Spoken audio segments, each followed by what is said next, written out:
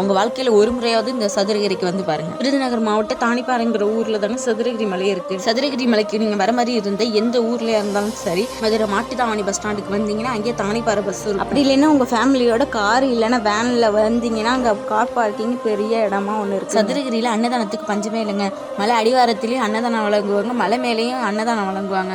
மலை மேலே ஏறிட்டு இருக்கும்போது தண்ணி தாக்கம் அடித்தா கூட தண்ணிக்கும் பஞ்சம் இல்லைங்க. போகிற வழியில் தண்ணி டேங்கெல்லாம் இருக்குது நிறையா. மலை ஏற ஏற அங்கங்கே ஒரு கடை இருக்கும். நம்ம எனர்ஜி குறைஞ்சா நம்ம உடம்ப பூஸ்ட் பண்ணுறதுக்கு ஏதாச்சும் குடிக்கலாம். எல்லாருக்கும் இந்த மலையில் ஓடையிலையும் அருவிலையும் மேலே குளிக்கணும்னு ஆசையாக இருக்கும். ஆனால் கேர்ள்ஸ் ட்ரெஸ்ஸை சேஞ்ச் பண்ணுறதுக்கு இடம் இருக்காது. அதனால கீழேயே நீங்கள் குளிச்சுட்டு மேலே ஏற ஆரம்பிக்கலாம். நீங்கள் லாங் டிஸ்டன்ஸ்லேருந்து இந்த ஊருக்கு வரீங்கன்னா மலை அடிவாரத்தில் ரூம் இருக்குது. ரூம் எடுத்து கூட நீங்கள் ரெஸ்ட் எடுத்துட்டு மார்னிங் ஃப்ரெஷ் அப் ஆகிட்டு கூட மலை ஏறலாம். இந்த கோயிலில் பௌர்ணமிக்கு முதல் 4 நாள், அமாவாசைக்கு முதல் 4 நாள் தான் ஓப்பன் பண்ணுவாங்க. இந்த மலை மேலே ஏறி கோயிலுக்கு போகிறதுக்கு 5 to 6 மணி நேரம் ஆகும். முடிஞ்சா 4 மணி நேரம் கூட ஆகும். ஆனால் நீங்கள் நடக்கிறத பொறுத்து தான் இருக்குது. நீங்கள் வேண்டிக்கிட்டு கூட அன்னதானத்துக்கு அரிசி முட்டை எடுத்துகிட்டு போகலாம். நீங்கள் எந்த பூஜை பொருளும் கீழேருந்து வாங்கிட்டு போனால் அவசியம் இல்லை. ஏன்னா மலை மேலேயே பூஜை பொருள் கடையே நிறையா இருக்குது. நீங்கள் மலை மேலே ஏறும்போது கொஞ்சம் குரங்கிட்ட ஜாக்கிரதையாகவே இருந்துக்கோங்க. நீங்கள் எதை சாப்பிட்டாலும் என்ன மாதிரி கொடுத்துட்டுனாலும் குரங்கிட்ட சாப்பிடுங்க. இல்லைன்னு வச்சுக்கோங்க கையிலேருந்து பிடிங்கிட்டு போயிடும். நீங்கள் ஏதாச்சும் பையை எடுத்துகிட்டு போகிற மாதிரி இருந்தால் கையோட வச்சுக்கோங்க. வேறு எங்கேயாச்சும் வச்சுட்டு நீங்கள் எங்கேயாச்சும் போனீங்கன்னா குரங்கு வேட்டையாடிட்டு போயிருங்க. நீங்கள் போகிற வழியில் ஒவ்வொரு சாமியும் நீங்கள் கும்பிட்டுட்டே போகலாங்க. விநாயகர் இருப்பார், ரெட்டைலிங்க சாமி இருக்கும்,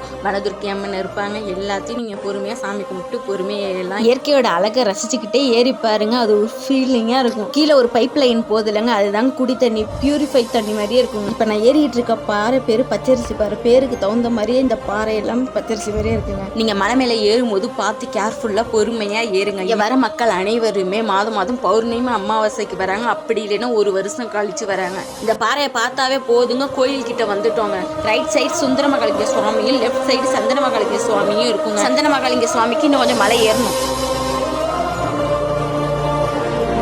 இப்போ நம்ம நடந்து போகிற பாதையில் வந்து அன்னதானமும் வழங்குறாங்க. பக்கத்தில் தங்கும் விடுதி இருக்குங்க.